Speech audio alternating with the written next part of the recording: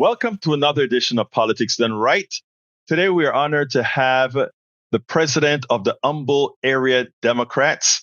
But I think introducing John Cotter as just the president of the Humble Area Democrat does a disservice for what he actually does. He is a great inspirer of folks to get things done, not only in Northeast Harris County, but he's an example that all of us should follow as ones who really want to make a change in our society and ones who complain about us needing to have a change. So, John Cotter, without further ado, welcome to Politics Done Right, and thank you so kindly for having this talk with us today.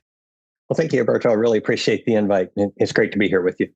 Well, yesterday I saw something that really touched me, and that was I saw a bit of fight that with Democrats pretty much saying we're just gonna not be scared, and it was symbolic, but it meant something. Cory Booker spoke to after they attempted to bring Bovee into try to confirm Bovee. He went ahead and he had a long speech to tell them that they're really trying to push this nomination through, even though it shouldn't go through. They all got up and walked out. It was symbolic, but the American people saw that and said, wow, if they can do that, maybe we need to join in. Now, here in Texas, there's a lot happening. Why don't you tell me one of the things that you think is of utmost importance right now with what we're going through here in Texas, but that will have national implications? I think one of the most important things that's coming up in the special session that was called by the governor of Texas is the mid-cycle redistricting. And they're specifically targeting 4 Democrat House seats and long-held coalition seats, majority-minority type seats, and they're just targeting them specifically. And that can be have a huge effect on the balance of power for the House after the 26th election.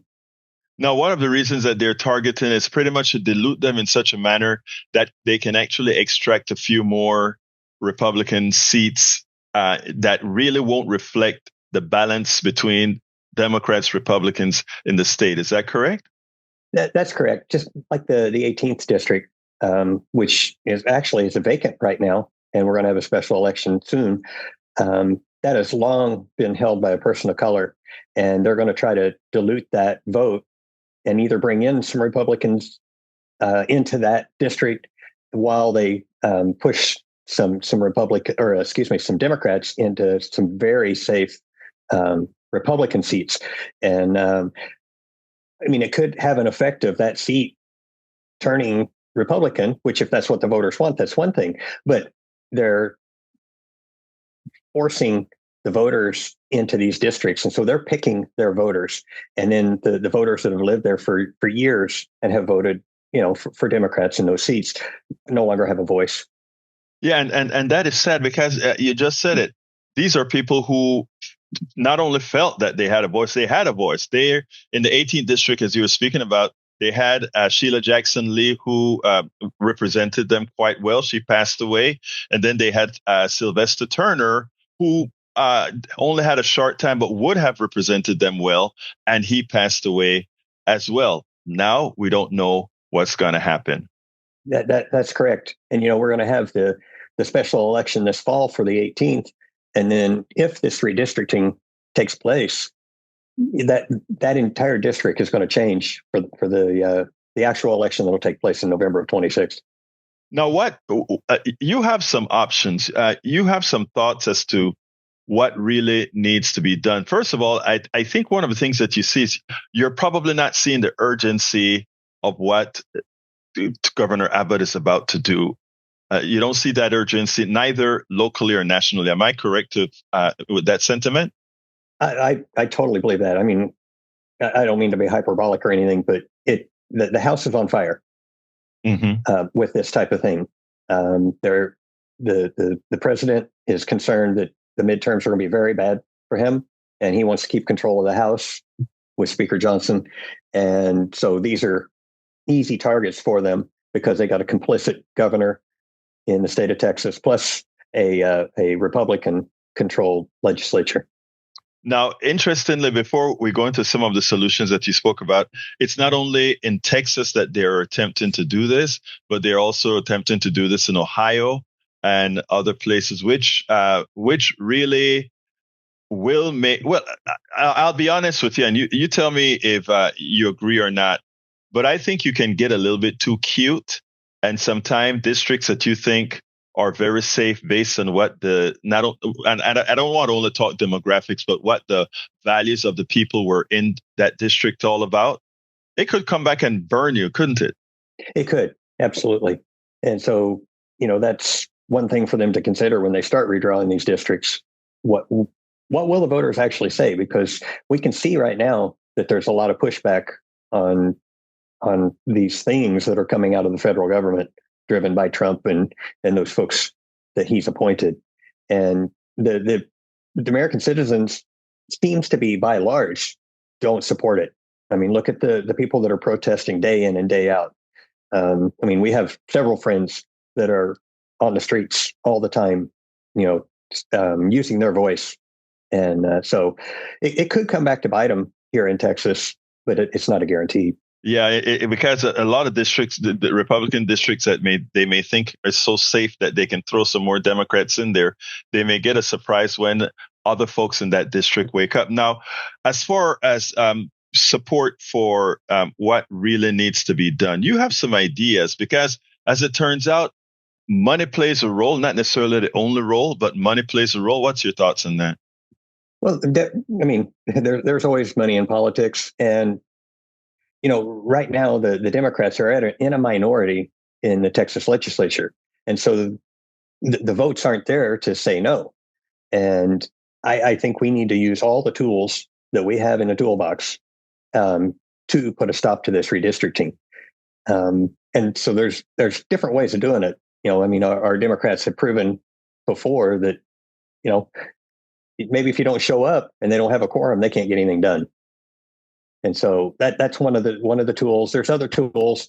One thing that I think we should be very cautious about is just watering down a little bit what they do. It's a bad bill, still a bad bill. And,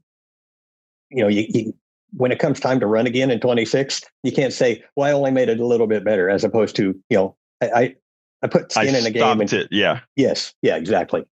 I think that means a lot to the people. Because, when Democrats believe in institutions, Democrats usually stand up for institution and act the way the institution was the original intent of the institutions. As we saw with Cory Booker yesterday, they went against all their committee rules to push that vote through. They didn't give any opportunities to the other side, which the other side by rules could have should have been given the opportunity to do. They break the rules, but we always seem to not want to bend it a bit. So what should we do, John? I honestly think at this point in time, just because we're in the minority and have no way to stop whatever the governor wants to do this time around, I think our Democratic friends in the Texas legislature should break quorum and leave the state for the special session, and then they can't have the vote. I agree wholeheartedly. Now, before you talk numbers, you told me that you've spoken to a few folk, maybe a few people in the legislature. We won't call any names out or anything like that, but that actually told you they would love to do that, but there's a reason why at this point they can't. One of the things that will factor into it, one is we like to try to play by the rules and get stuff done for our constituents, but it's expensive to leave the state. Many of our state representatives work other jobs because the state legislature job's not a full-time deal. Mm-hmm. And so they have responsibilities, businesses and things that they need to run, but it's also expensive to get on an airplane and fly out of state and then stay in a hotel for how long are they going to have to stay out? Right. And, the costs are add up really, really fast. And so it's not economically feasible to be able to do that. And so I honestly think that, if our DNC, the folks at the top of the Democratic National Committee, and the leadership, they need to figure out a way to help these folks stop this gerrymander in the mid-season and help them break the quorum. And that, I mean, it'll cost money, but they need the help. Let me ask you this: based on the context that you have, do you think there are enough Democrats? How many Democrats would have to be out to break the quorum? I honestly don't have that number in front of me. Will it be all of them or just as some of them? I don't quite remember myself. Yeah, I think it's a good majority of them, because if you remember when they did it the last time, that it only took a handful of Democrats coming back, and then they had quorum. Right. And so it's a pretty much almost all or nothing. Yeah. Well, interestingly, I think you had some suggestions as far as, look, it's going to be expensive, but if we believe what we're saying, which we know it's a fact, which we do believe that these are existential times, then the money is there in the coffers of many safe Democrats. The money is there, and if they want to ensure that their viability as a governing body remains in the House, that it's done, what should they do? Give me your thoughts. I think they need to put up, and I mean they need to put the money up to help help our legislatures leave and break quorum. Like the DNC right now has $15 million in their coffers based on what Open Secrets is saying. That seems like a lot of money, but in the grand scheme of things of politics and campaigns, it's not a whole lot. But one of the things that's interesting about that is we have two leaders, minority leaders, Chuck Schumer and Hakeem Jeffries. Together, those two legislators have $13 million in their coffers. And I understand they need to run a campaign and stuff when it's their time to be elected, but it just shows that there's money out there. If they want to keep their seat or be the new majority leader, maybe they need to help out a little bit. They need to invest. And, I think a lot of times because Texas is considered a red state, it's not, folks. Texas is not a red state. It's a non-voting state. But because they look at Texas as a red state, they don't want to invest, but they come from money. And also they do need the Democrats that come out of Texas. They do need them. And if they can get a couple more or the status quo in Texas, it helps reduce what they have to get in New York or we get in California or other places where they need to pick up seats to hold the majority. So I cannot see. Let me tell you, John, for me, what I find very frustrating is millions of dollars is a lot of money for me. It's a lot of dollars for you. Okay. But for what these guys represent, for the corporations that donate to these guys, if they really had a vested interest in doing this, it seems like they can raise the money, even if they don't immediately have it in their coffers, that they could direct certain people to, look, we need support in Texas. Don't you think? Absolutely. Whenever there's a fire and they need to put it out, there's money that shows up to help from various donors, across the country. And this is one of those cases that I think they could go find the money if they wanted to do it. Now, do you think the will is there based on the people that you're talking to right now? If the money shows up to say, we'll be able to put you guys up for 30 days, for 60 days, do you think the will is there to do it? I think a vast majority it would be. I heard one of our House district reps they were at a roundtable talking to a local Democratic club this week. And this person said, we're putting it on the line. We will possibly or probably get arrested this session. And it gives us hope that you guys have our back. She was talking to supporters in this group, and there was probably a couple hundred people in the room. And it's eye-opening, it's shocking, and maybe a little bit scary because they know that they could be arrested, to do their job representing their constituents. I mean, so I think there's will there. Well, I sure think we ought to put the pressure on. I think, John, by you speaking out on this issue, it is so important.